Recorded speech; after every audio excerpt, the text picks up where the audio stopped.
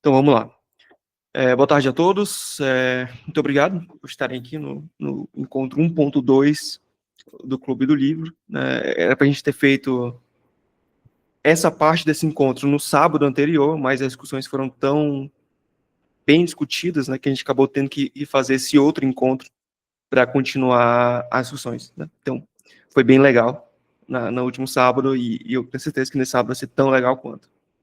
Então, esse Clube do Livro, ele está sendo realizado ali em parceria, né, entre a BPBE na seção roraimense com o Episteme, né? Eu estou à frente ali da seção roraimense da BPBE, acabo conduzindo algumas atividades do Episteme também, então acabei unindo ali o útil ao agradável, né? A gente está discutindo sobre esse livro do Jean Leonardi, o Cartas a um Jovem Psicólogo, em que tem uma série de cartas escritas por ele, com temáticas específicas em cada uma, e a gente está discutindo agora, nesses encontros, no primeiro da semana passada e nesse da semana, as cartas 1 a 8. Né? Hoje a gente vai falar da carta 5, 6, 7 e 8. Fechou? Então, vamos lá. Passando brevemente pelas cartas da semana passada, só para a gente lembrar o que a gente discutiu, menos o Frank que não estava, né? Foram essas daqui. A gente discutiu sobre a carta O Amor de Alguém, em que tem toda aquela questão sobre a reflexão que o Jean traz sobre o quão especial, o quão único é cada paciente, tanto devido a esse valor que ele tem para outras pessoas, quanto o valor intrínseco dele, né? A gente acabou discutindo sobre isso, as implicações na nossa prática e tudo mais. Na carta 2, que é intitulada A Ética do Cuidado, a gente fala um pouco sobre a ética, né? Enquanto ali, como ele fala, a espinha dorsal do nosso trabalho, é a bússola que orienta as nossas intervenções e, enfim, toda a condução do nosso trabalho. A gente também discutiu um pouco sobre isso, sobre a aplicação da ética e o ensino da ética, melhor dizendo, nas universidades e tudo mais. A carta 3, que é intitulada Contra o Teórico de Estimação, o Jean aborda muito dessa questão de ter uma cultura dentro da psicologia de adoração de determinadas abordagens, determinados teóricos, como se fossem, de fato, religiões ou deuses, no caso, né? E ele acaba problematizando isso. A gente discutiu sobre isso também na semana passada. E, por último, a gente discutiu sobre a carta de número 4, que é intitulada Sobre a Intuição Clínica, em que ele fala muito sobre a intuição clínica e os perigos que ela pode acabar trazendo se o terapeuta pautar as intervenções dele totalmente nessa intuição. Então, existe um espaço para intuição, sim, mas é preciso ter muito cuidado com o quanto que a gente está se escorando nela. A gente discutiu um pouco sobre isso também. E aí, a gente cai na quinta carta do livro, peraí. E aí, Reimari, bom dia. Boa tarde, no caso. E aí, a gente cai na quinta carta do livro, Boa que tem tarde. boa tarde, que tem como título Ciência, com um ponto de interrogação. Então, eu selecionei esse trecho aqui do livro, né, dessa carta específica, que é esse parágrafo aqui, em que ele trata, né? Eu sei que muita gente vê essa preocupação com provas empíricas como algo impessoal, mecânico, desumano. Para mim, é o contrário. O que pode ser mais humano do que reconhecer os próprios limites e ainda assim buscar caminhos mais seguros para ajudar alguém. Quando uma pessoa chega até nós em sofrimento, o mínimo que ela espera é que a gente esteja fazendo o melhor possível. E aí eu selecionei uma pergunta orientadora aqui, norteadora para nossa discussão, né, que é a seguinte: beleza, a gente fala muito sobre ciência e que ela é muito importante, etc. Mas, assim como questões como ética e outros conceitos, isso acaba ficando muito no campo das ideias, sabe? Ciência é importante e a gente não acaba indo até a página 2, sabe? É importante por quê? De que maneira isso pode ser traduzido na nossa prática e assim por diante, né? Então, eu queria saber de vocês, na visão de vocês, obviamente, com base na que vocês leram da carta e tudo mais, qual que é, na visão de vocês, a real importância da ciência para a prática clínica da psicologia? Vocês têm alguma ideia?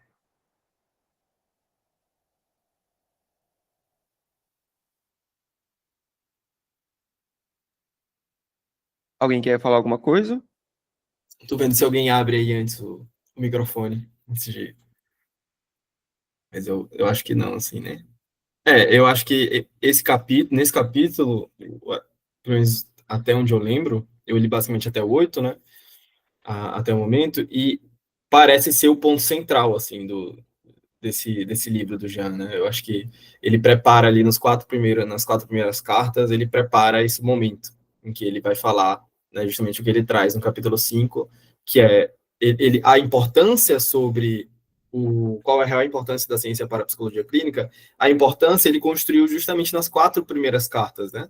Nas cartas anteriores, no encontro anterior, em que a gente conversou basicamente sobre, acho que é lá na primeira carta, que ele fala sobre você está atendendo o amor de alguém, né? Aham. Então, ele junta vários fatos ali, vários fatos que envolvem, que circundam o atendimento clínico, que trazem a importância da ciência.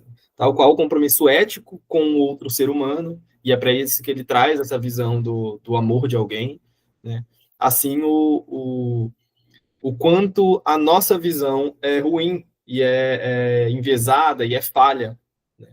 Então, ele traz a importância de a gente ter uma visão segura, uma visão que tenha controle e previsão, e aí, logo depois, ele traz essa importância porque é o amor de alguém, e logo depois ele quebra o fato de que a gente é capaz de fazer isso sozinho, e agora ele apresenta uma proposta alternativa a isso, né, que é justamente a ciência, é a prática através da ciência. E aí, nessa carta, assim, eu acho interessante que ele resumiu, basicamente, o que é, talvez, ali, a prática, o uso da ciência na prática clínica, o pensamento científico na prática clínica, de uma forma muito breve, assim, de uma forma muito coloquial, né? Ele falou Uhum. até sobre ensaio clínico, sobre revisão sistemática, de uma forma muito, muito coloquial, assim. Chamou Uhum. bastante Uhum. atenção. Sim, sim. Mais alguém quer comentar alguma coisa? Eu não queria pular muito, né? Mas no final da carta 8 eu gostei muito da frase que ele fala: talvez o maior sinal de maturidade profissional seja quando você deixa de pensar só nas suas causas e passa a se preocupar com a sua profissão, com a qualidade do que a sua categoria entrega para a sociedade. Eu acho que isso explica tudo que a gente vai falar hoje, de fato, quando eu escolho a ciência, a importância da ciência para a psicologia é isso, é a gente não ficar no machismo, não ficar no superficial e a gente se aprofundar ao ponto de entender que isso também é ser humano com o meu paciente, com o sofrimento dele, é ter essa responsabilidade, essa maturidade profissional. Uhum, uhum, uhum. Eu gosto dessa frase que eu destaquei ali, desse trecho, que é: o que pode ser mais humano do que reconhecer os próprios limites e ainda assim buscar caminhos seguros para ajudar alguém, né? Então, enfim, acho que correlacionando com o que vocês dois trouxeram, é basicamente essa ideia, né? De que nós temos ali determinados vieses, tem outros fatores de confusão, como a questão da regressão à média, o efeito Halfman, que é de paciente bonzinho, etc. Tudo isso afeta substancialmente a nossa avaliação do que funciona, do que não funciona, em relação ao próprio paciente específico, etc.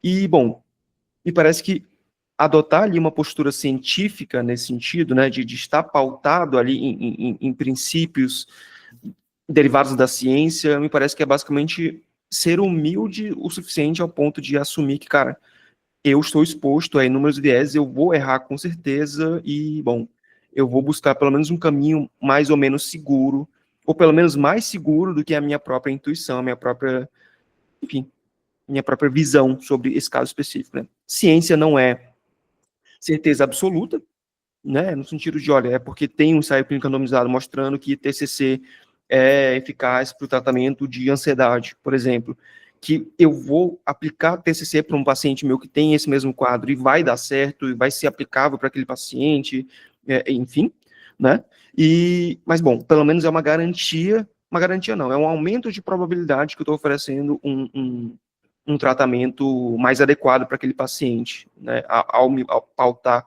nesses estudos e não na minha própria intuição. Então, eu acho que acaba sendo bem importante nesse sentido, sabe? Ô, Theo, você levantou a mão?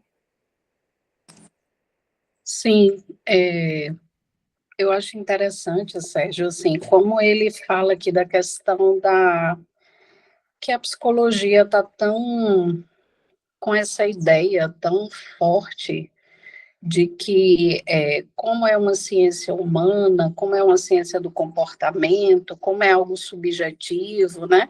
O sofrimento é subjetivo, então essa ideia de que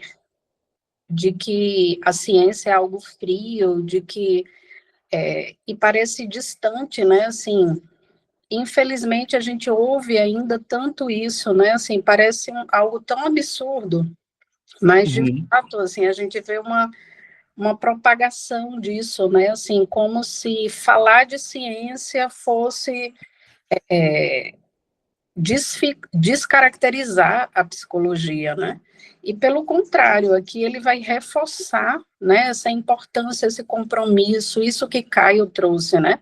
Assim, de fato, cuidar de alguém é dar o melhor para alguém, né? Aquilo que tem melhor fundamentação. Ser ético, então, assim, ele vai como que costurando, né? As cartas, né? Ser ético é oferecer o que tem melhor validação, o que tem melhor resultado. Não ter um teórico de estimação é justamente isso, entender que em algum momento você vai precisar sair daquele teórico e pensar em outro teórico, né? Você não pode estar preso a isso. E o próprio princípio, né? Um dos princípios da ciência é você duvidar, você criticar, você ir a fundo. Então, assim, eu acho que esse ponto bem interessante, eu grifei esse ponto que você falou também, e isso que ele diz aqui, né, não é desumano buscar evidências científicas, é desumano negligenciá-las. Caio, levantou a mão? Me traz atenção também para o fato, né, eu abri o livro aqui rapidinho e estava justamente no parágrafo que ele fala: você vai ouvir muitos professores dizerem que todas as abordagens são científicas, que o importante é o vínculo, blá, blá, blá, blá. E aí isso me lembrou que, assim, quando a gente faz essa pergunta de qual é a real importância da ciência para a psicologia clínica, ou de por que trabalhar com a ciência na psicologia clínica, eu acho que a maioria das pessoas, ou muitas pessoas, podem responder algo como: e existe outra maneira de se trabalhar, mesmo que não trabalhe dessa forma. No sentido de que elas acreditam que tudo o que existe, tudo que a gente tem contato, né, no meio acadêmico ou na faculdade, assim, é algo que é fruto da ciência, sabe? Eu já tive aula em que foi me passado que, por exemplo, para ser considerado científico, bastava ter uma grande produção na literatura, questão de volume, né? Ter um grande volume de produções na literatura, assim, sem entrar muito nos detalhes. Então, acho que a visão mais comum que a gente tem é justamente a visão de que é importante, sim, a ciência na psicologia clínica, e a maioria das pessoas fazem, sabe? O que eu acredito que não é o que acontece. Eu acho que cai muito na questão da própria definição do que é ciência, que acaba ficando muito nebulosa ao longo da nossa graduação e ao longo, né, enfim, até a pessoa estudar algo específico sobre o tema, acaba ficando um pouco nebuloso, né? A gente vê ciência, acaba sendo uma palavra meio que polissêmica, né? Tem diversos sentidos para essa mesma palavra, como, por exemplo, a ciência pode ser, não sei, a ciência descobriu que há água em Marte. Ciência, nesse caso, é um conjunto de pesquisadores específicos que estudam ali sobre astronomia, etc. Eu posso perguntar, análise das expressões faciais das pessoas é ciência? Ou seja, eu quero saber se análise de expressão facial é algo que possui validação empírica ali para atingir determinado objetivo. Eu posso também, enfim, existem variados sentidos que a gente pode aplicar a esse termo, né, ciência, e no final a gente não acaba tendo uma definição tão precisa. Então, uma das possíveis definições é não sei se ele fala nesse capítulo, mas provavelmente, é de um filósofo, né, o Hanson, Sven Hanson, se não me engano, mas é Hanson o nome dele, em que ele fala que pode ser considerado científico ali aquelas práticas que estão dentro do escopo que ele acaba caracterizando como ciência, né, que tem ali eventos relacionados à construção corporal do ser humano, né, questão mais fisiológica, construção comportamental, mental, etc. E tem outros também. e que, estando dentro dessas categorias, essas produções fazem uso dos métodos mais confiáveis de verificação para atingir o objetivo que eles estão se propondo a atingir, né? Então, por exemplo, se eu estou buscando estudar sobre a eficácia de determinada terapia, sobre, enfim, tem como foco ali atingir sintomas de ansiedade.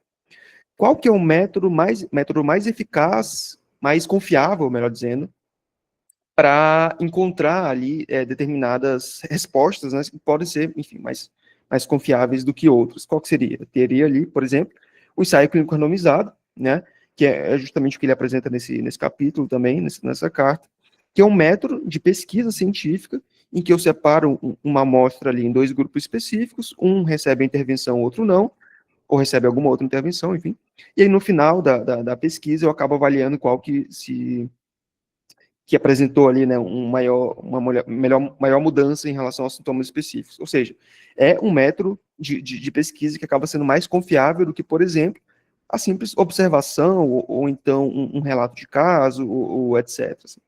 Ou seja, o que é ciência?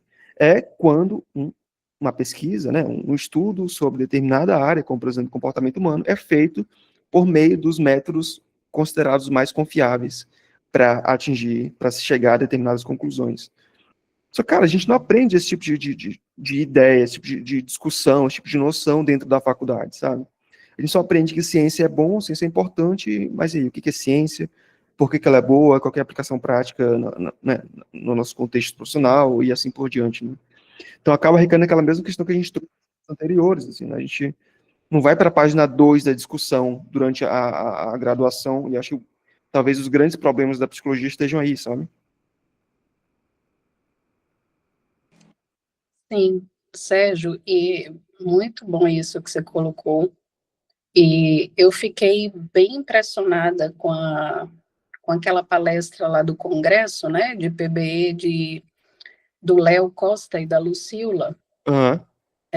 que ela foi trazendo alguns pontos, assim, e até Caio citou aí, né, essa questão da ciência, né, assim, e da qualidade dessa evidência, né, qual a qualidade dessa evidência? E aí ela falou dentro da pesquisa clínica de alta qualidade, ela falou uma frase que me chamou muita atenção. Ela começou com essa frase, né, assim, leia pouco, mas leia bem. Não adianta ler um monte de artigo, mas qual a evidência, né, qual a qualidade dessa evidência? Então, saber selecionar, e aí ela trouxe até um exemplo, que foi ela trouxe aquele podcast que fala de constelação familiar, né? E aí, nesse podcast, a pessoa cita, assim, há milhares de artigos que falam sobre a evidência da constelação. E aí ela pegou esse ponto, né? Há milhares de artigos. E aí ela destrinchou isso, abriu lá com a gente na hora da palestra, né? Abriu o PubMed, e aí ela foi vendo de fato que milhares são esses, né? E aí foi selecionando, foi vendo, então, e aí chegou à conclusão que os milhares eram assim, 2 e muito superficiais, sem muita.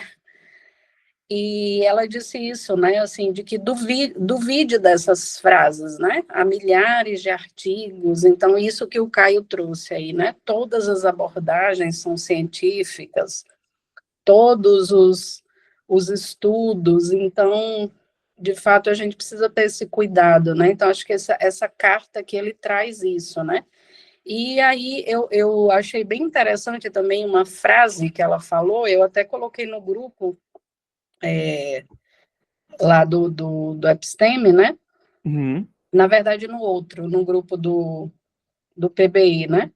Uhum. Que é da Natália Pasternak, Pasternak. Uhum. que diz assim, pessoas mentem usando o nome da ciência. Sim, sim.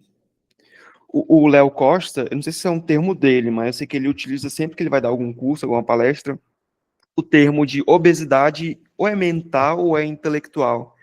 que é a ideia de que você consome tantos conteúdos ali, mas sem filtrar ali a qualidade desses conteúdos que estão sendo consumidos, que você só está colocando coisa para dentro, né? Mas aí, você está colocando para dentro também, pode ser que, enfim, conteúdos bem produzidos ali em relação à questão metodológica, pode ser conteúdos que possuem uma fragilidade metodológica, né, em termos de produção científica, pode ser algumas desinformações também. Então, não adianta somente consumir uma grande quantidade de conteúdo. Você tem que saber quais são os conteúdos que você deve consumir, né? Então, a habilidade de pensamento crítico é muito útil para isso também. Tá? Eu até vi um post no Instagram esses dias, eu até dei um RT no Story, que fala que sem pensamento crítico, qualquer voz bem pronunciada parece sábia. Então, é exatamente isso, né?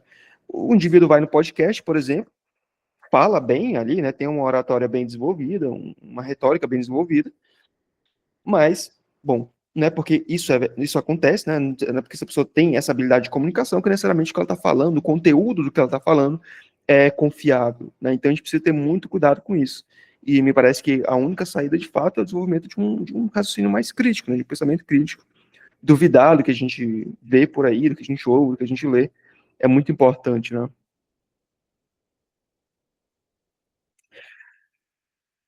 Mais alguma coisa, pessoal? Podemos pular para a carta 2. Eu tinha alguma coisa, mas eu foquei tanto no que eu estava falando que voou da minha mente. Mas eu tinha, sim, alguma coisa para contribuir.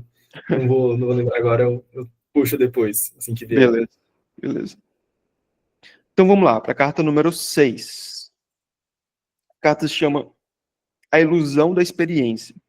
E o trecho que eu selecionei foi esse daqui, ó. A questão não é se eles melhoram, no caso dos pacientes, né? Mas por que melhoram? A diferença entre essas duas perguntas é o que separa senso comum e ciência. A melhora, por si só, não é uma evidência confiável de que a intervenção foi a responsável por ela. Não prova que a terapia psicanalítica, ou a constelação familiar, ou a terapia cognitivo-comportamental é eficaz. Acontece que o mundo não funciona em linha reta. Vivemos em um emaranhado de causas, desde variações naturais até influências quase invisíveis. E é por isso que observações clínicas isoladas podem estar equivocadas. Então, ele está falando aqui justamente sobre o título dessa carta, né? Sobre a ilusão de confiar unicamente na própria experiência. E aí, a pergunta vai justamente nesse caminho.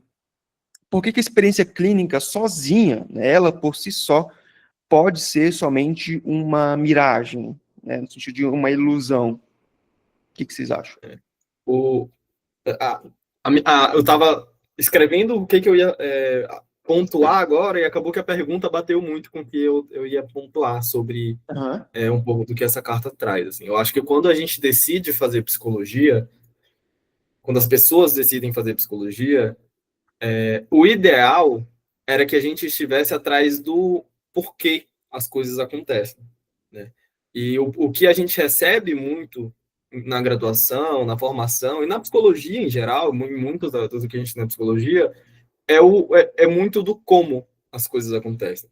E eu acho que o que, né, mais próximo, não? Como e o que. Mas para se aproximar do que a carta traz, eu vou o como. Né? A gente tem muito na psicologia, a gente vê frequentemente conteúdos mais superficiais, em que a gente entra em contato com alguns ensinamentos, né, do tipo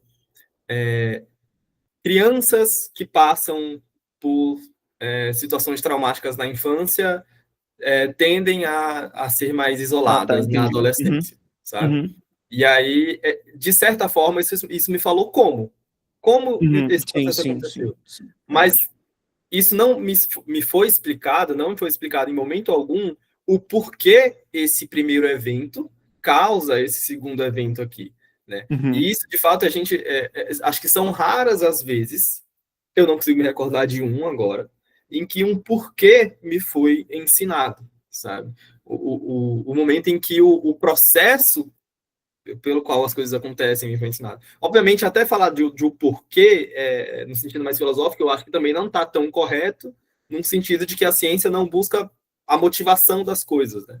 mas busca a causa. Então, Uhum. eu estou usando o porquê como causa e Não, sim. como motivação, assim, mas a gente está muito distante sempre dos porquês. Não à toa, eu acho que a pergunta mais poderosa e desrespeitosa que a gente pode fazer numa graduação, poderosa no sentido de isso vai possivelmente trazer um questionamento ou uma resposta que vai acrescentar em algo no seu conhecimento, e desrespeitosa, porque muito provavelmente você vai bater no limite do que aquela pessoa que está te passando conhecimento que ela tá, sabe? É a pergunta de o porquê, né? Frente a uma colocação, por exemplo, em sala de aula, em algum curso, alguma coisa, perguntar, mas o porquê? O porquê é assim? Uhum. Então, é uma faca de dois gumes, assim, né? De que é a pergunta que a gente tem que fazer, mas é a pergunta que a gente normalmente não pode fazer. Não é.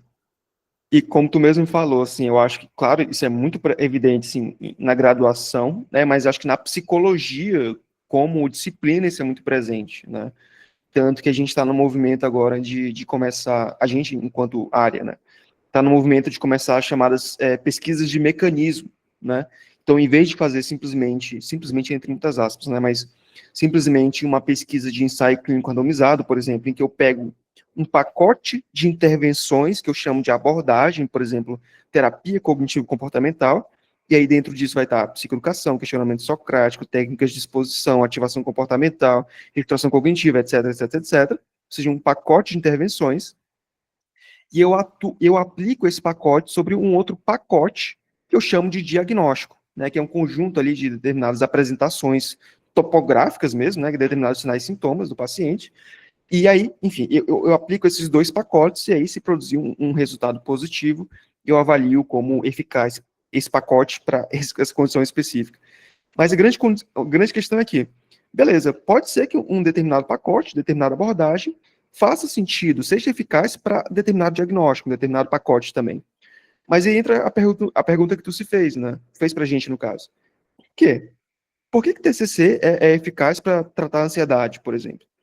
Isso a gente não sabe, né? Eu não sei se no caso da TCC especificamente, confesso que eu não consigo trazer essa resposta para vocês. Mas muito do que a gente tem de evidência mesmo na psicologia para aí, sabe? A gente não tem a noção dos mecanismos que levam à mudança terapêutica em determinados desfechos específicos. E aí, eu acho que isso é um problema generalizado da nossa área, entende? E é por isso que a gente está entrando ali nas pesquisas de mecanismo, tem até a questão da terapia baseada em processo, como uma promessa para acabar cuidando mais dessa questão específica, né? Mas eu acho que é uma questão bem pertinente, sabe? Eu acho que é um problema muito grande da área em geral, porque nunca parei para refletir se isso deve ser algo comum em outras disciplinas também do conhecimento, mas a psicologia lida com um objeto de estudo que a gente lida na nossa vida, seja lá o que você faz ou o que você estuda, né? Então, muitas vezes, esses o quês e esses comos, o senso comum se aproxima do que é de fato.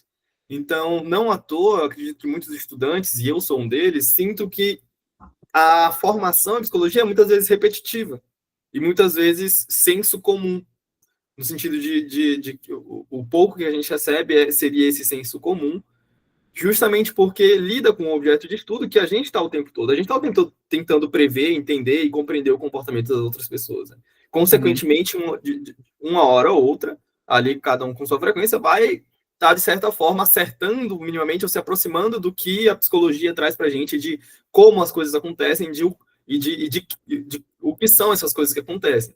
Mas dificilmente esse nosso conhecimento prévio e externo à academia, ao conhecimento teórico e tudo mais, dificilmente esse conhecimento vai explicar para a gente o porquê, né? Eu não consigo pensar em algum conhecimento que more no senso comum, que seja um conhecimento sobre o porquê.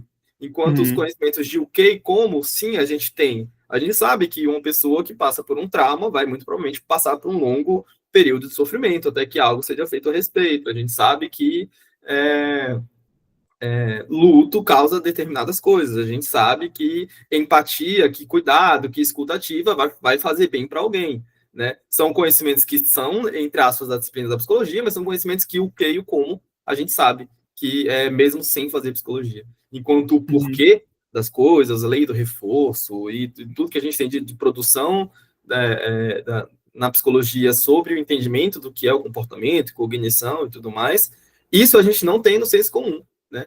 A gente até, acho que talvez comece a achar que tem um pouco com a moda das neurociências e tudo mais, mas é sempre muito no como e o porquê, quer dizer, no como e o que, e a disciplina, a graduação, e em geral, se apropria muito disso, sabe? Isso. E eu acho que quando a gente não estuda o porquê, a gente fica muito em risco de cair num erro que é muito comum, que é confundir correlação com causalidade, né? No sentido de que, bom, eu não sei o porquê determinada coisa acontece. Então, se, por exemplo, eu, não sei, tenho uma conversa com o Caio e depois dessa conversa ele eventualmente termina o relacionamento dele, sei lá.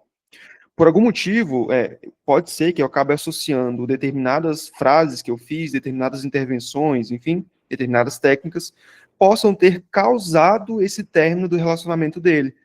Mas pode ser que não, pode ser que simplesmente tenha sido uma correlação, né, no sentido de que, sei lá, ele já ia terminar de qualquer jeito.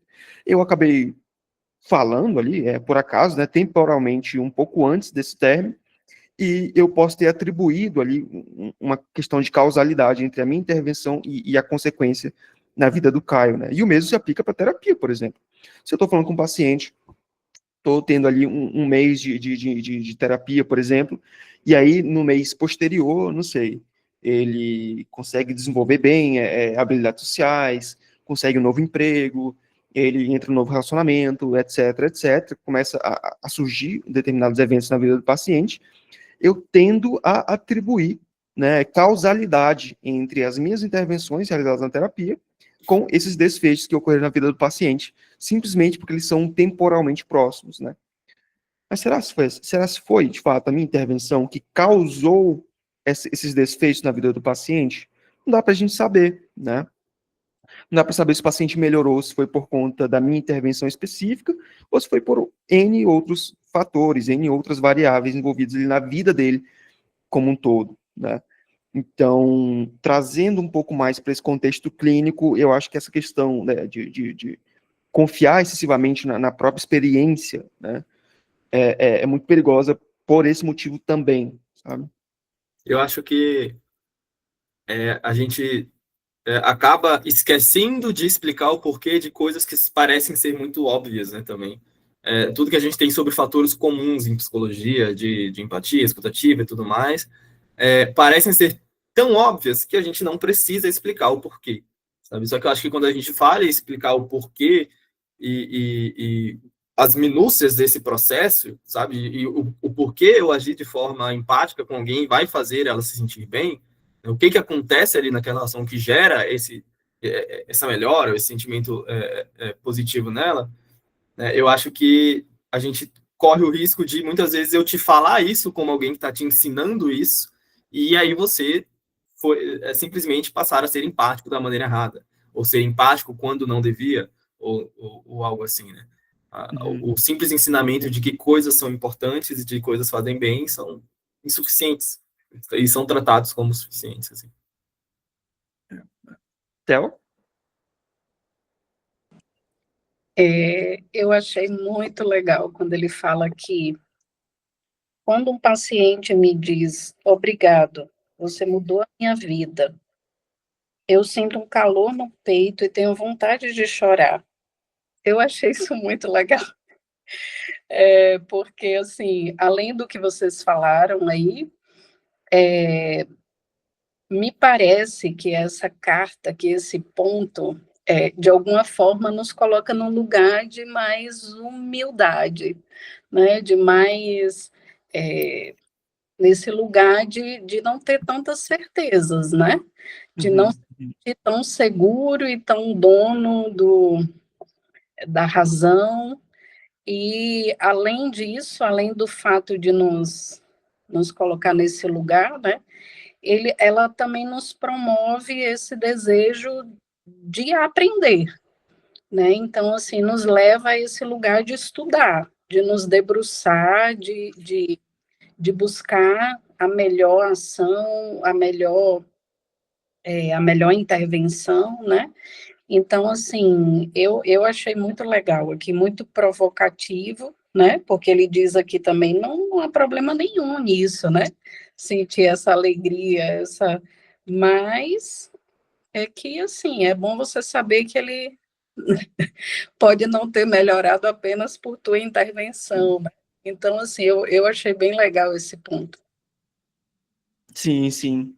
O Steve Reis, que é até um dos criadores da ACT, ele já vi em uma aula dele, não sei se foi um livro, não, foi uma aula, eu acho, de um curso, que ele fala que a experiência, ela não garante competência, ela garante confiança, que é diferente, né? Então, devido a esses inúmeros vieses e fatores de confundimento, como, por exemplo, essa questão do paciente relatar que você mudou minha vida, terapeuta fulano, mas pode ser que ele tenha melhorado por, não sei, receber uma promoção no trabalho, começou a fazer atividade física, ciclo social mudou para um ciclo mais saudável, enfim, e não devido à sua intervenção, mas como ele falou isso para você, você acaba atribuindo essa mudança à sua intervenção, né, à própria capacidade, entre uma série de outros viés e fatores de confusão, você vai criando confiança, né, no seu próprio trabalho. O que é importante, pode ser bastante útil também essa própria confiança, mas, claro, se a gente não manter essa humildade, como você falou,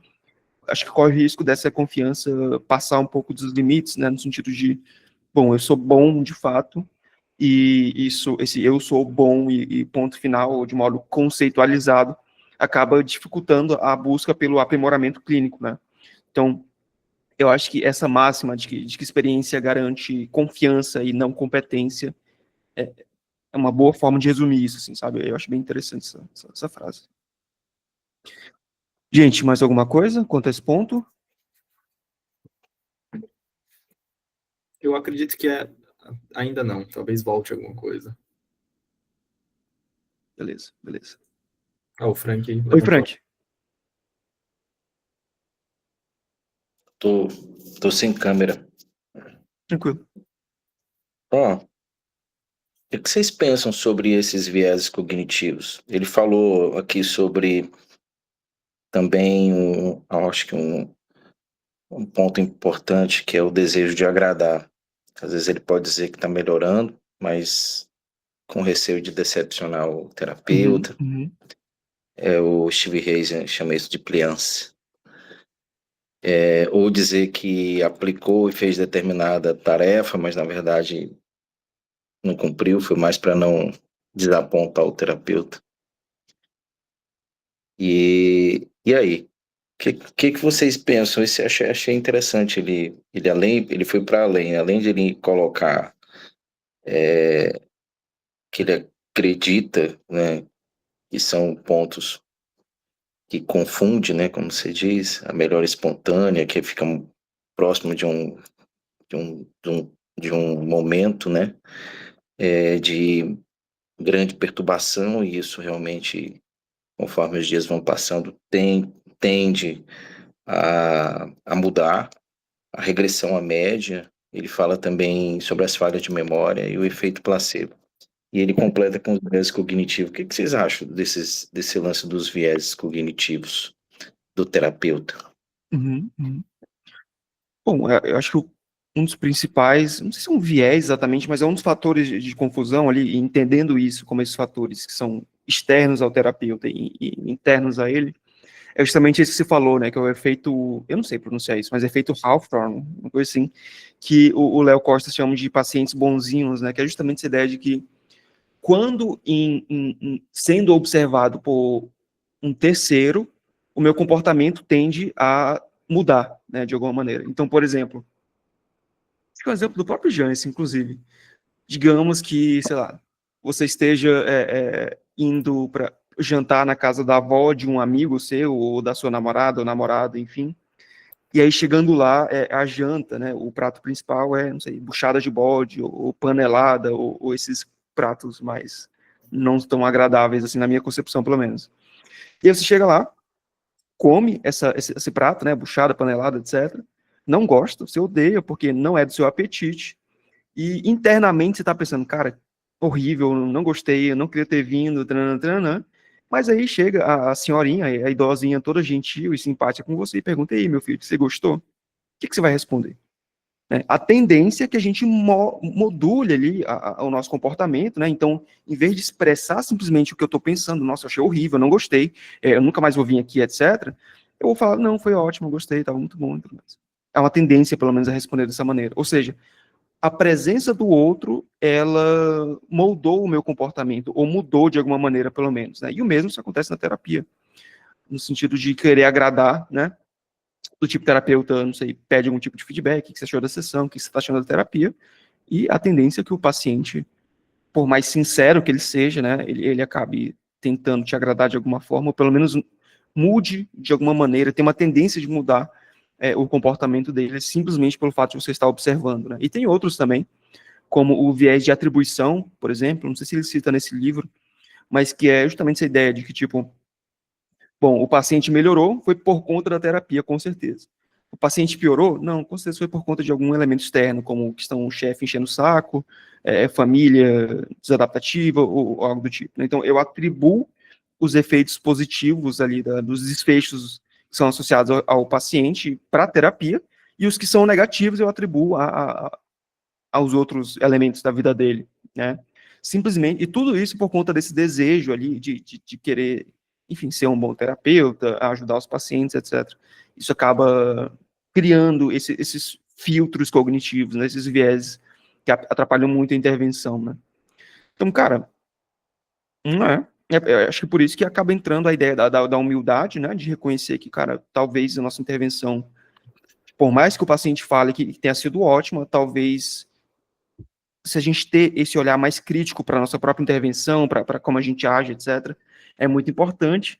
E é por isso que existem ali a pesquisa científica, né, justamente tentando controlar esses vieses, né? Tanto que um dos elementos que a gente tem para avaliar a qualidade de uma pesquisa é o risco de viés dela, no sentido de que o quanto que os resultados obtidos a partir dessa pesquisa estão em risco de terem sido influenciados ali por viés, seja do terapeuta, do paciente ou tudo mais, né? Então, bom, eu acho que isso recai mais na questão ainda mais da importância da ciência para a prática clínica do psicólogo, né? Eu não consegui organizar meus pensamentos, né, frente a essa pergunta. Mas, como eu pensei várias coisas, eu vou só abrir a boca e começar a falar para ver se sai alguma coisa. Eu acabei de fazer isso. Mas é interessante, né? O Frank traz essa pergunta e direciona a pergunta aos vieses do paciente. E é interessante que eu acho que quando a gente parte e começa a falar sobre os vieses do paciente, a coisa fica ainda mais complexa e profunda, porque não só a gente está o paciente, né, ser esse paciente bonzinho, não só isso é um dos motivos pelo qual a gente precisa agir de forma mais objetiva e científica, talvez, mas como isso é um próprio sintoma e sinal do que possivelmente é aquela queixa, do que possivelmente é o que está sendo tratado ali, né? Como o Frank falou, ele citou o Pliance, né? Que eu acredito que seja um... Oi? Foi eco. Nesse caso aqui, ele fala do viés do terapeuta. Ah, tá, você está falando do viés do terapeuta. Nesse caso aqui, mas o viés do paciente também é válido, né? Na verdade, ele acaba sendo objeto também de investigação, né? No caso da terapia cognitivo-comportamental. Mas nesse caso, são os vieses do terapeuta nessa interpretação do que melhorou, não melhorou e por que melhorou. Que é a pergunta inicial da carta, né? Por que melhorou? Isso que foi o que o Sérgio falou para a gente sobre, né? Mas o que chama atenção. Ele cita três vieses, que é o fiança, na verdade, 4, o de confirmação, o de atribuição e o viés atencional. Não nessa mesma ordem, eu acredito. E o viés de atribuição é esse exemplo que o Sérgio colocou como exemplo, né? Mas realmente confuso. E como que a nossa percepção também sobre o que melhora acaba também influenciando nossa interpretação nesses vieses e distorce e perpetua uma prática que pode realmente lá na frente se tornar mais prejudicial, uma vez que eu não consigo visualizar e comprovar de onde vem exatamente essa melhora. E aí esse ponto cego, ele prejudica o aprimoramento. E esse alerta ele faz bem no final, né? Que assim, que ver melhora não é o mesmo que comprovar melhora. E aí ter certeza não é o mesmo que estar certo. Sim. Realmente confrontar, é um alerta para confrontar nossas certezas, né? Que é que elas existem, filosoficamente falando.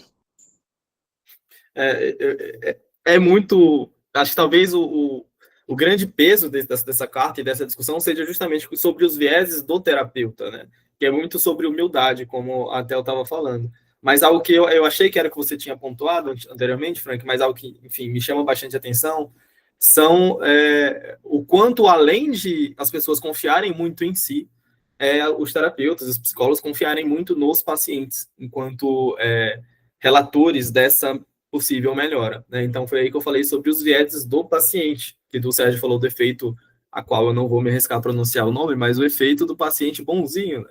Que, como eu falei, ele pode não só mostrar para a gente a importância de a gente não confiar em nós mesmos e agir de uma forma mais científica e tentar mensurar essa melhora de uma outra maneira, mas como também mostrar que se o paciente está respondendo, né, através do pliance, como o Frank havia dito, ele está respondendo por motivos aqui de reforçamento social ou algo assim,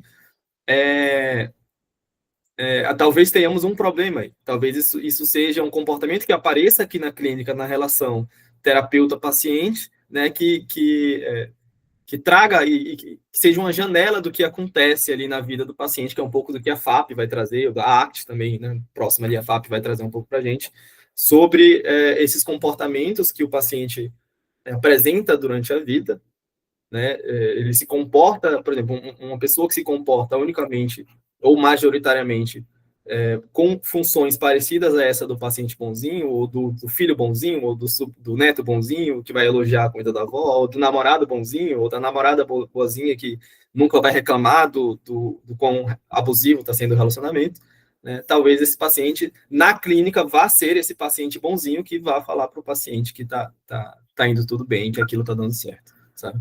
Então, é tanto sintoma como faz parte disso que a gente está discutindo aqui. Esse é um tema relevante, né, Caio? E repassa justamente por essa humildade intelectual, no sentido também de que a gente também está amadurecendo a cada sessão, né? E aí vem a pergunta, né? Porque mais na frente ele não vai retomar esse tema, ele não vai. O livro termina, mas ele não retoma esse tema. Como é que a gente resolve isso? Como é que a gente, de maneira prática, objetiva, como é que a gente pode identificar o porquê que ele está melhorando e do que da nossa intervenção está sendo útil para a melhora dele? Ou até mesmo o contrário, né? Eu acho importante, a Theo e a Reimara estão comentando bastante tempo, só fazendo um comentário, eu acho importante a gente destacar que, assim, por mais que existam instrumentos mais objetivos, no sentido de diminuir um pouco da influência dessa interação ali, paciente-terapeuta, né, para tentar fazer essa avaliação, ou seja, existem determinados instrumentos de avaliação, de mensuração de progresso, de quão próximo a gente está atingindo os resultados almejados, objetivos, etc. Esses objetivos, eles também estão expostos a determinados vieses, né, como, por exemplo, não é porque um paciente pontuou X pontos a menos numa escala de depressão após determinado período fazendo terapia com você, que foi por conta da sua intervenção que houve esse decréscimo nos scores, né? Então, enfim, por mais que existam diferentes instrumentos de avaliação, eles também estão vulneráveis a muitos viés, né? E é para isso, justamente, que existe a questão da pesquisa científica, né? Que, novamente, não existe pesquisa sem viés, todas vão ter também, por N motivos, mas a grande questão é que existem maneiras de se conduzir determinados experimentos que ajudam a reduzir o risco de viés durante a pesquisa e que podem ali nos fornecer uma resposta um pouco mais confiável de, por exemplo, qual seria um tratamento que é mais eficaz para aquele caso específico do paciente, né? Então, enfim, eu acho que a grande resposta final é que não tem como a gente se isentar desse risco, desse viés, mas que existem meios pelos quais a gente pode reduzir ele significativamente, né? Inclusive se baseando nas melhores pesquisas que tem sobre o tema, né? Eu acho. As meninas estão com a mão levantada, né? Então, Kel, Reimari? Eu achei, enquanto lá na tua primeira fala, e aí agora o Frank fez a pergunta, tem tudo a ver com o que eu estava pensando, né? Talvez o paciente até melhore, né? Mas não é tudo sobre nós, não é tudo sobre a nossa intervenção, né? Como você falou, aí você deu um exemplo. O paciente começou a fazer atividade física, melhorou no trabalho, mudou o ciclo de amizades e não tem como se mensurar o quanto de melhora foi por nossa intervenção. Daí você traz essa questão dos instrumentos de avaliação, né? Assim, muito legal isso que você falou, uma escala, né? Por exemplo, quanto que reduziu, ótimo. De repente, uma pessoa de fora que avalia essa intervenção, né? Usando algum outro instrumento, mas, assim, essa questão da mensuração precisa, nossa, foi graças à minha maravilhosa abordagem, intervenção e habilidade e competência, sabe, assim, de fato não tem como se ter isso de forma precisa. Aí, assim, eu volto àquela minha fala inicial, né, assim, para mim essa carta aqui, claro, é bem importante a gente saber disso, né? Porque vão acontecer esses vieses, né? E aí Frank foi falando, né? De cada um e vão acontecer, mas essa postura de que tá, eu posso diminuir isso, eu posso me aplicar a estudar, a buscar algo de maior validação, de melhor evidência, mas, de fato, eu acho que essa carta, para mim, tem essa conotação, de fato, de humildade, de entender que a vida, que a melhora não é só sobre psicologia, né? E aí, assim, eu até me arrisco a falar, como no outro encontro, né? Que também nós somos uma equipe multi, né? Então, tem outros profissionais que participam também dessa melhora, né? E que também podem estar auxiliando esse paciente. Então, assim, é sempre uma postura, para mim, uma postura de humildade. Isso aí. Reimari, você quer comentar alguma coisa? Eu ainda estou tentando formular, igual o Caio fala. É que, de fato, essa leitura dessas cartas, de fato, está fazendo uma reflexão muito grande na minha mente e talvez, não sei se todos aqui ainda estão na graduação como eu, então eu estou muito no início, então tudo que eu estou ouvindo é um pouco ainda incompleto, né, para mim, então, de fato, algumas perguntas podem variar, né, e eu o tempo todo lendo essas cartas, estou me sentindo em constante questionamento. Eu acho que isso é bom, né? É até natural pelo processo que eu estou passando, né? Ainda estou no 4º período da faculdade. Então, eu percebo aqui tudo que até o Caio, você, Sérgio e o Frank falou, me formulou uma pergunta aqui, que é o que eu fiz lá no nosso último encontro, né? Que, de fato, será que com essa propagação tanto, assim, das abordagens, e a gente, como psicólogos, a gente fica tanto nessa, que a gente acaba esquecendo, de fato, de esclarecer isso ao paciente. Eu acho que é a minha percepção, tá, gente? De que a maioria, elas estão perdidas porque, às vezes, esse protocolo inicial de um paciente e contratual ali com o seu terapeuta não está sendo bem desenvolvida, porque ninguém, a maioria, se perguntar, não sabe o que é uma DBT, não sabe o que é PBE, e, de fato, isso fica muito para a gente. E eu refletindo muito, às vezes, por exemplo, coloca lá na sua bio, PBE, eu sou TCC, eu sou DBT, mas o paciente do outro lado, muitas das vezes, não ficou esclarecido para ele qual é a sua abordagem. Então, esse livro aqui é muito sobre isso também, que a gente fica tão engessado, às vezes, na nossa abordagem, no nosso método, que a gente esquece também dessa parte do esclarecer com o paciente, de estar ali desenvolvido na individualidade daquele paciente. Eu fiquei muito questionativa de como eu vou ser, né, como terapeuta, nesse pensamento, sabe? Uhum, uhum. De novo, como no encontro passado vieram alguns paralelos em relação à ACT, eu vejo algo semelhante nesse sentido também, sabe? Porque a ACT fala muito sobre a ideia do... Primeiro, que a gente, de modo geral, faz muito uso da linguagem para resolver os problemas que aparecem no dia a dia, né? Tanto problemas externos quanto internos, a ponto de que a linguagem é utilizada como a ferramenta principal na nossa vida, né? Ou seja, eu estou diante de uma demanda ambiental atual aqui, e é como se eu não tivesse em contato direto com as contingências ali associadas àquele estímulo ambiental específico. Mas é como se tivesse uma nuvem, uma névoa de linguagem entre eu e o ambiente, e isso acaba até atrapalhando ali com que eu entre em contato direto com essas mesmas contingências novamente.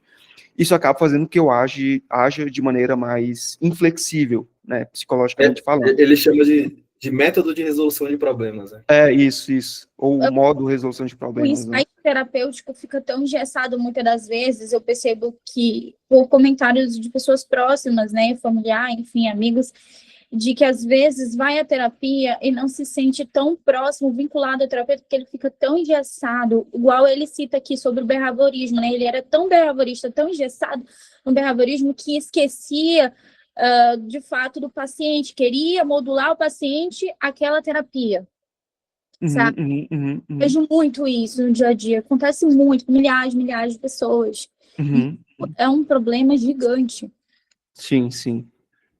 Sim, com certeza. E até continuando, assim, o paralelo que eu estava fazendo, por que eu trouxe a questão da linguagem enquanto uma névoa que fica entre a pessoa e a experiência? Me parece que, enquanto você fala isso, eu lembrei muito dessa questão, né? Me parece que acontece algo semelhante em relação ao terapeuta e o paciente, e essa névoa da linguagem poderia ser, eu não sei, a linha teórica a qual ele segue fielmente, né? Então, por exemplo, em vez de estar em contato direto ali com as experiências, com os relatos, com as contingências diretas do paciente específico, né, que ele está relatando para mim, etc., eu fico muito mais preocupado com a minha abordagem, com a minha linha teórica, em si, a névoa que fica entre eu e o paciente, do que com o que está acontecendo diretamente no ambiente ali, né? E isso pode me levar a agir de maneira inflexível, né? Justamente querendo encaixar o paciente dentro de um protocolo, ou não sei, de um modelo cognitivo, de uma análise funcional específica, ou etc., e eu não entro tanto em contato assim, com o que o paciente está me relatando, com o que ele está trazendo para mim e tudo mais, né? Então, me parece que agir flexivelmente nesse caso seria, claro, ter um embasamento teórico sólido, né, e bem estruturado, mas também levar em consideração o que está acontecendo na minha experiência direta, né, ou seja, o que o paciente está trazendo para mim, qual que parece ser o nível de compreensão dele, quais são os elementos culturais que podem fazer sentido para ele ou não, aspectos socioeconômicos, nível de inteligência e etc. Eu acho que assim como a ACT traz, o problema não é você estar fusionado a determinada coisa, né? O problema é você não ser flexível quanto às coisas a qual você vai estar conectado enquanto linguagem. De fato, e eu acho que é daí que vem o desejo de não decepcionar de muitos. Eu vou falar que eu estou melhor, eu vou falar para o meu terapeuta que está tudo bem, porque eu quero passar para o próximo passo e quero continuar construindo essa relação que a gente está aqui, e de fato não vou falar das minhas dores mais profundas, sabe? Um exemplo um exemplo muito bom que já me ocorreu, assim, no pouco tempo que eu estive em um atendimento psicológico, era uma época que eu estava com muitos problemas, assim, de procrastinação e tudo mais. Inclusive, foi o que me levou, na época, a buscar psicoterapia. Aí eu caí, era a minha primeira vez numa psicoterapia, eu caí numa psicanalista. E aí, com essa queixa, né, ali inicial de procrastinação e tudo mais. E aí, depois de alguns meses, eu comecei a faltar com certa frequência, voltar por esquecimento, assim. Chegava o dia da semana, eu lembrava uma hora depois, eu lembrava na hora do atendimento ali, ou no final do dia, sabe? Eu lembrava que mais cedo era para eu ter ido à terapia e não tinha ido. E aí eu lembro que me foi relatado mais de uma vez, assim, né, de uma forma sutil, mas isso foi trazido para o processo terapêutico como uma forma minha de fugir desses conflitos inconscientes que estavam acontecendo ali e do que via à tona na terapia, sabe? Então, acho que é um exemplo muito bom de que não só o terapeuta pode estar muito ligado à experiência crua do que aconteceu e ser enviesado com isso, como ele também pode estar muito ligado e estar sendo enviesado por um campo teórico específico, como foi esse caso, né? De que, mesmo tendo uma pista e sendo declarado inicialmente que o meu problema era com procrastinação e tudo mais, a causa que foi identificada, ou a possível causa identificada, ou a hipótese ali mais forte, era sobre eu estar fugindo de algum conflito, de algo que era trago ali durante a terapia, sabe? Então é como se estivesse sendo encaixado dentro de determinada teoria, né? Me parece que isso é muito comum, cara. Viés de confirmação dele, que ele cita no livro, né, na carta. Isso. Ou viés de atribuição, ambos os dois, né? E, aliás, é os três, o atencional, de confirmação e de atribuição. O viés de atenção para aquilo que esse... Essa parte À da vontade. pílula é muito forte, a parte da pílula, né? De falar que é pílula de farinha. Cara, É, legal, né? Legal. muito forte. Olha, Mais tem... alguma coisa? Pois é, vê como é uma pergunta simples, né? Mas assim, a gente não chega a uma resposta assim, assim completa. Definitiva, né? O que da minha intervenção está gerando um efeito de melhora positiva, mesmo considerando vários fatores, medicamento, o ambiente, né? E aquilo que ele faz, né? Interseção entre uma sessão e outra. E fica à vontade. Tá. Eu ia falar que eu acho que essa nebulosidade que o Frank tá relatando, eu acho que vem muito de ser é uma ciência muito nova, a psicologia. É uma ciência com um objeto de estudo que é muito diferente de outras ciências, e que, em contrapartida, tem a sua parte aplicada dessa ciência também muito urgente. Então, é como se a gente tivesse, mesmo enquanto pesquisa básica, enquanto ciência de base ali no início, e a parte aplicada já está ali pedindo por intervenções e pedindo por coisas, porque a gente de fato precisa, sendo que a gente não tem o básico de o porquê as coisas acontecem e qual a relação entre os diferentes eventos, sabe? Então, eu acho que vem muito disso, vem muito de ser uma ciência nova em que tanto a parte aplicada quanto a parte, enfim, de pesquisa básica, teórica, estão meio que nessa urgência por alguma coisa, uma para alimentar a outra, enquanto... Né, e aí, nisso, por exemplo, surgem intervenções clínicas que não se fundamentam em teorias muito consolidadas, mas que funcionam bem na clínica e vice-versa, né? E práticas clínicas que a gente não tem uma evidência, ou não pesquisam sobre, mas não tem uma evidência de eficácia, de medição de eficácia, mas que parte de uma base teórica muito sólida, né? Então, é como se as coisas ainda estivessem bagunçadas, assim. Concordo. Eu acho que é bem por aí mesmo. Me permita, Sérgio, Um complemento aqui. A Mari trouxe um negócio, uma fala muito legal. Aliás, eu achei muito interessante a sua fala, viu, Mari? Você realmente suscitou algumas ideias aqui, algumas lembranças até. E o Caio, ele lembra também, assim, realmente, algumas coisas já são consolidadas, né? Por exemplo, reestruturação cognitiva, a gente sabe que isso é possível, já foi testado cientificamente, já tem muitas evidências, né, sobre isso, que é um dos elementos da terapia cognitivo-comportamental, a modificação de comportamento, enfim. E juntando o que a Mari e o Caio falou. A Mari diz assim, olha, às vezes ele não entende o que é essa sopa de letrinhas, PBE, DBT, ACT, e aí vai. E de fato, e se existe algo que é interessante e que me ajuda muito na prática clínica, é a definição colaborativa.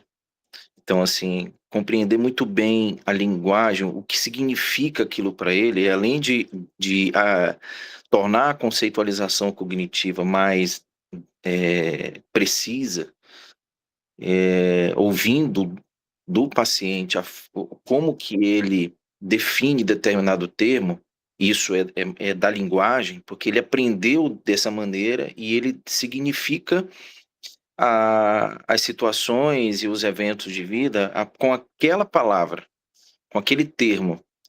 Nossa, isso ajuda muito, cara. E como ajuda. E aí, e às vezes é até uma palavra dura, do tipo, cara, eu sou uma merda. Tá, ok, tudo bem, vamos ficar na mesma página aqui, vamos definir o que é uma pessoa merda. É duro, mas o que é uma pessoa merda, e a gente começa a definir, a gente vê o que no cognitivo dela, nos pensamentos dela, isso significa, quando ela, que ela vem de imagem mental que diz, chega a ela concluir, digo, eu sou uma merda, ou então esse tipo de pessoa dessa maneira, é uma merda. E aí é interessante, porque a partir disso a gente começa a trabalhar uma espécie de diálogo socrático, né? Onde a gente de repente chega numa crença ou num pensamento, num comportamento, né? E é mais útil, né, para aquilo que está gerando perturbação nele. Aí a gente chega numa conclusão. Ok, cheguei, não sou tão merda assim, eu sou uma pessoa legal. Ok, como é que a gente pode testar isso? Final de sessão, aí a gente faz essa pergunta, chega nessa conclusão, não, eu sou uma pessoa legal também. Ok, definimos uma pessoa legal, e aí, como é que a gente pode testar isso? Aí é interseção. Ela vai testar, fazer seus experimentos comportamentais do que é ser uma pessoa legal, né? De como essa crença gera essas novas maneiras de lidar com situações. E aí na próxima sessão, ou nas sessões seguintes, a gente verifica de como que foi esse teste de crença. E aí, como é que a gente verifica se essa intervenção ela funcionou?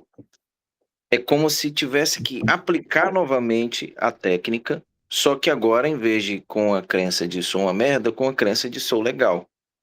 Por exemplo, aplica a seta descendente para que geralmente a gente fica procurando usando seta descendente ou usando outra técnica de verificação do modo de pensar apenas para aquela crença que gera uma perturbação, mas e aquela crença que ajuda a pessoa, que ajuda ela a ser mais produtiva, né, e se autorregular? Como é que a gente usa a seta descendente também para isso, né? Então, é interessante. Quando aplica com a seta positiva, a gente sempre chega nos fechando o ciclo na mesma crença. Então, assim, eu me arrisco a dizer sempre, porque realmente das vezes que eu consegui testar isso, realmente a pessoa reforça a crença, aquela ideia positiva que ela tem sobre si. Veja que a técnica não mudou, é a mesma que foi utilizada lá na frente, seja uma seta lateral ou uma seta descendente, tá, pessoal? Técnica de terapia cognitivo-comportamental. O Sérgio já falou sobre isso no questionamento socrático e também tem no livro Veja aí da Judith Peck. Interessante que, então, ou seja, é como se aplicar novamente a técnica desse algum indício de que, olha, parece que a intervenção em algum ponto está funcionando. Faz sentido isso? O que vocês acham? Faz. Ainda tem a questão de ter certos viés implicados aí, né? Mesmo aplicando ali, mesmo sendo uma forma de verificar, né? Se determinada intervenção passada apresenta uma mudança que é verificável atualmente, né? Ou em algumas sessões posteriores, faz bastante sentido, mas, claro, ainda tem a questão de inúmeros viés implicados aí, né? Do tipo, o que levou essa mudança de crença, por exemplo, foi, de fato, a intervenção realizada, né, dentro da sessão e intersessão, ou foi N outros fatores, né? Tem a questão da regressão à média também, será que a paciente não estava em um estado extremamente, não sei, Acho que delicado ali? para o capítulo, eu de fato quis trazer esse questionamento, acho que também do viés de atenção. Às vezes a gente fica tão engessado no nosso método, na nossa abordagem, que a gente acaba fazendo com que a gente já falou, né, encaixar o paciente naquilo, e a gente acaba não, o que ele falou que a gente não vê o que está lá, a gente vê somente o que quer ver, né? A gente acaba esperando por algo, e quando aquilo acontece, pronto, tá melhorando, a terapia tá dando certo. Pro próximo passo, sabe? Eu quis trazer na minha ideia. Então, assim, eu acho que por mais que seja um meio de avaliar, assim, a questão de se fez sentido ou não determinada abordagem, a intervenção ainda recai sob um certo risco de estar enviesado, sabe? Essa nossa análise. Eu acho muito interessante isso que o Franco falou, porque eu acho que é o tipo de coisa que me deixa muito animado, assim, quando eu entro em contato, né? E me aconteceu isso já trabalhando com análise do comportamento, de que existem alguns paralelos entre a prática experimental, né, de construção do conhecimento, e psicologia experimental, e ensaios clínicos, e, enfim, redução dos vieses. Existe um paralelo entre disso com a prática de alguma intervenção, né? Na análise de comportamento, por exemplo, quando a gente está fazendo análise funcional, seja algo mais descrito, como ali algo mais interno, de forma rápida, através de algum pensamento rápido, para tomar alguma decisão ali momentânea, a gente está tentando reduzir, de certa forma, alguns viés, né? Vou dar um exemplo. Quando a gente quer confirmar se determinado comportamento está acontecendo por determinada função, seja, por exemplo, por obtenção de atenção, o que a gente faz? A gente, justamente como o Frank, a gente repete mais de uma vez esse procedimento de retirada e fornecimento de atenção para verificar a ocorrência do comportamento frente a esse antecedente, sabe? Então, é interessante porque existem, de fato, esses paralelos que dão uma confiança maior para a gente, mas que, como o Sérgio falou, enquanto produção e verificação de fato de que está funcionando, existem várias outras coisas a serem resolvidas, mas enquanto guia ali momentâneo da prática clínica, eu acho muito interessante, assim, né? Obviamente, com um pouco que eu já vivenciei até agora, sempre me traz essa sensação de que, olha só, a gente faz ciência até fora do meio acadêmico, a gente faz ciência dentro da clínica, né? A gente exercita a ciência. Eu gostei muito do que o Frank falou, de fato, o que ele trouxe como experiência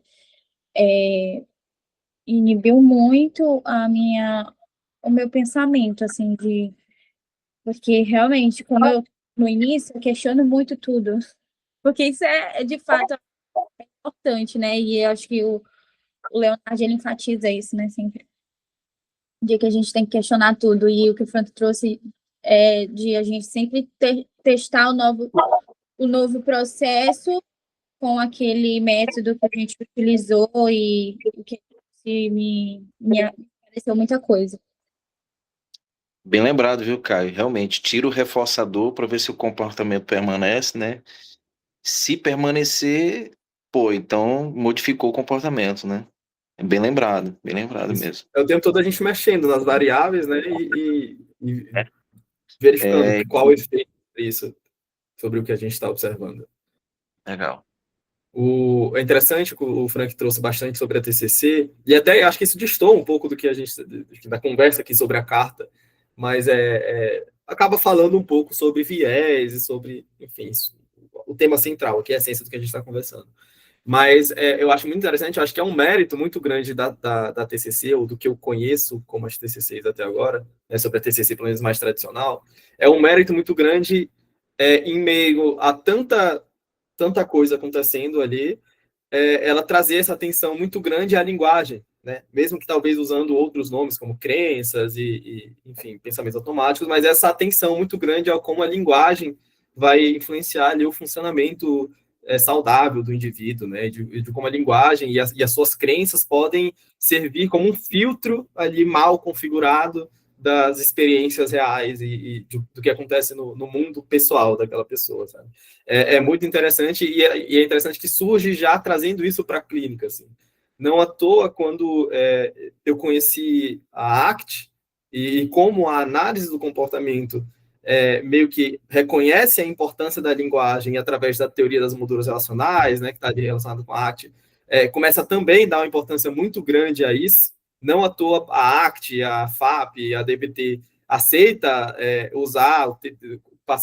passar a usar o termo cognição, mente e tudo mais, obviamente com uma outra coisa ali por trás, uma outra base por trás, é o que me atrai muito, sabe? É o que me atrai a todo momento para a ACT, é justamente essa atenção e esse foco na linguagem, né? Que a TCC também traz bastante, assim, de que a ACT, por exemplo, o Steven Hayes traz isso naquele livro marronzinho, né? De que o que separa a gente de animais não humanos é justamente a capacidade de desenvolver linguagem simbólica. E que é essa linguagem simbólica que volta contra a gente e que vai causar ali o sofrimento, né, em saúde mental. É justamente essa linguagem simbólica que dá para a gente repertório suficiente para sofrer. Então, é que, além de o objeto do estudo da psicologia, da análise do comportamento, enfim, da psicologia como um todo, ser o comportamento humano, quando a gente para pensar na clínica, além disso, a linguagem. Né? A linguagem está no centro de tudo.